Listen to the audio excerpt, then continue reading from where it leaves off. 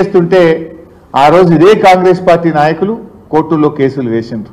ఇది నేను చెప్తున్నదే కాదు, ఇక స్వయంగా తుమ్మల నాగేశ్వరరావు గారు ఆ రోజు ఏం చెప్పారో ఖమ్మం జిల్లా మంత్రి గారు మీరే వినండి ఒకసారి.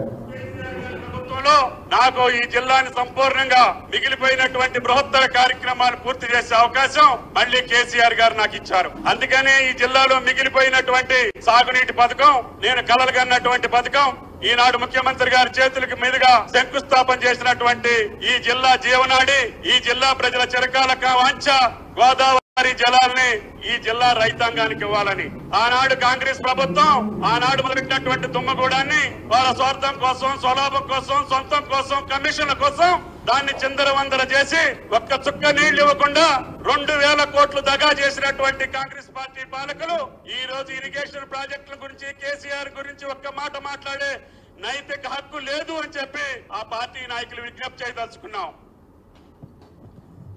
వారి పక్కనే నిలబడి కొంతమంది మాట్లాడుతున్నారు. ఇప్పుడు వారికి తుమ్మల గారే చెప్పాలి మరిగా. సో ఆ రోజు వారు చెప్పింది నా జీవిత కళ, ఆకాంక్ష అని చెప్పి ఆ రోజు తుమ్మల నాగేశ్వరరావు గారు చెప్పారు.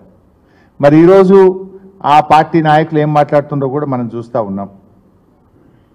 నేను అడుగుతున్నా తుమ్మల నాగేశ్వరరావు గారిని, సీతారామ ప్రాజెక్టు నిర్మాణం ఇది బీఆర్ఎస్ పార్టీ ఘనత కాదని గుండెల మీద చేసుకొని చెప్పమనండి. నిజంగా కేసీఆర్ లేకుండా ఇంకొకరుంటే అంత గొప్పగా ఖమ్మం జిల్లా గురించి, సీతారామ ప్రాజెక్టు గురించి రూపకల్పన జరిగేదా అని నేను అడుగుతా ఉన్నా. ఈరోజు ఇవాళ సీతారామ అనేటువంటిది కేసీఆర్ గారి కళ, ఇవాళ ఆయన కృషి ఫలితం. ఎందుకంటే వారు చాలా దూరదృష్టితో ఆలోచించారు. ఖమ్మం జిల్లాలో అప్పుడు వాళ్ళు ఆలోచించిన రాజీవ్ సాగర్, ఇందిరా సాగర్లో కూడా కొన్ని మండలాలు వదిలిపెట్టినారు, కొన్ని నియోజకవర్గాలు వదిలిపెట్టినారు. ప్రతి సంవత్సరం కూడా కృష్ణానదిలో ఆలస్యంగా నీళ్లు రావడం వల్ల ఒక పంటనే సాగు జరుగుతూ ఉంది. వానాకాలం జరిగేటువంటి పరిస్థితి లేకుండా పోయింది. ఆ జిల్లా గోదావరి నదిని ఒడిసి పట్టుకొని అత్యంత ఎక్కువ పరివాహక ప్రాంతం ఉన్నటువంటి జిల్లా ఖమ్మం జిల్లా. స్వాతంత్రం వచ్చినప్పటి నుంచి ఎంతోమంది పాలకులు, ఎన్నో పార్టీలు వచ్చిపోయినాయి, కానీ ఖమ్మం జిల్లాకు చుక్క గోదావరి నీళ్ళు ఇచ్చిన పాపాన పోలేదు. అందుకే కేసీఆర్ గారు ఖమ్మం జిల్లా 2 పంటలు పండాలి, 2 పంటలు పండేటువంటి జిల్లాగా ఖమ్మం జిల్లాను మార్చాలని చెప్పి వారు సీతారామ ఎత్తిపోతల పథకానికి రూపకల్పన చేసినారు. వాస్తవానికి గత రాజీవ్ సాగర్ కానీ ఇందిరా సాగర్లో వాళ్ళు పెట్టిన నీటి సామర్థ్యం 3000 క్యూసెక్కులు మాత్రమే. కానీ కేసీఆర్ గారు 9000 క్యూసెక్కులు ప్రతిరోజు తీసుకునే విధంగా సీతారామ రూపకల్పన చేసినారు. అంటే 3 అంతలు.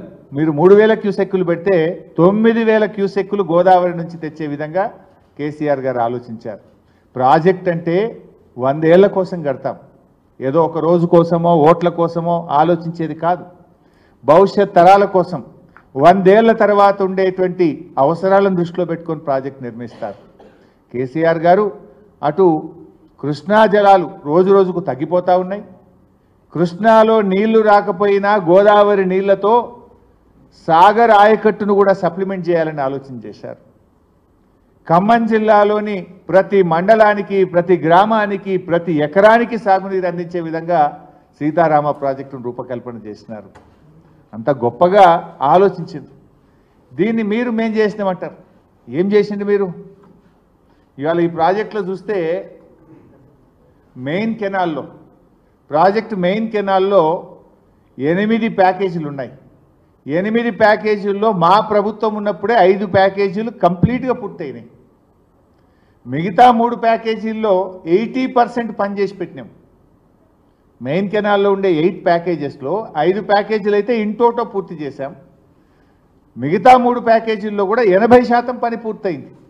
అంటే ఓవరాల్గా ప్రాజెక్ట్ చూస్తే 90% వర్క్ డన్. పంపులు, మోటార్లు అన్నీ కూడా అప్పుడే పెట్టినాం.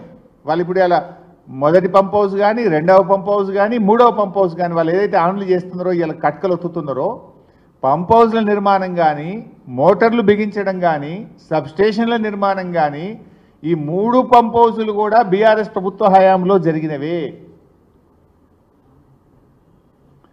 ఇది ఖమ్మం జిల్లా ప్రజలకు తెలుసు, యావత్ తెలంగాణ ప్రజలకు కూడా తెలుసు. కానీ ఇక వీళ్ళు మాత్రం అక్కడ పోయి ఏదో నెత్తి మీద నీళ్లు చల్లుకోగానే తమ పాపాలన్నీ పోతాయి అన్నట్టు ఇదంతా మేమే చేసినామని ప్రజలు నమ్మిస్తామని అనుకోవడం అది పొరపాటు. ఎందుకంటే ఆ ప్రాజెక్టు పేరే సీతారామ ప్రాజెక్ట్. శ్రీరామచంద్రుడు సత్యవాక్ పరిపాలకుడు, సత్యానికి ధర్మానికి ప్రతిరూపమైన భగవంతుడు శ్రీరామచంద్రుడు.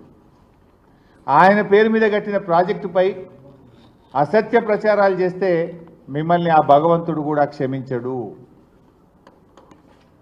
మీరేదైనా నిజంగా నిర్మాణం చేసి మీ హయాంలో పూర్తి చేస్తే ఆ విజయాలు మీరు చెప్పుకోండి, మాకేం అభ్యంతరం లేదు. ఇతరుల ఘనతను తమ ఘనతగా చెప్పుకునే దారిద్ర్యం నుంచి బయటకు రావాలని నేను కాంగ్రెస్ పార్టీ నాయకులకు హితవు పలుకుతా ఉన్నా. ఈరోజు ఈ ప్రాజెక్టు గురించి నిన్న కూడా మంత్రి గారు ఉత్తమ్ కుమార్ రెడ్డి గారు అంటే అన్ని అబద్ధాలే చెప్పడం, దుష్ప్రచారం చేయడమే. కాళేశ్వరం మునిగిపోయింది అన్నారు, 1,00,000 కోట్లు మునిగిపోయినాయి అన్నారు. ఇప్పుడు నీళ్ళు వస్తలేవా? అట్లనే నిన్నటి పేపర్లో, ఇది ఈరోజు పత్రిక, మంత్రి గారు మాట్లాడుతూ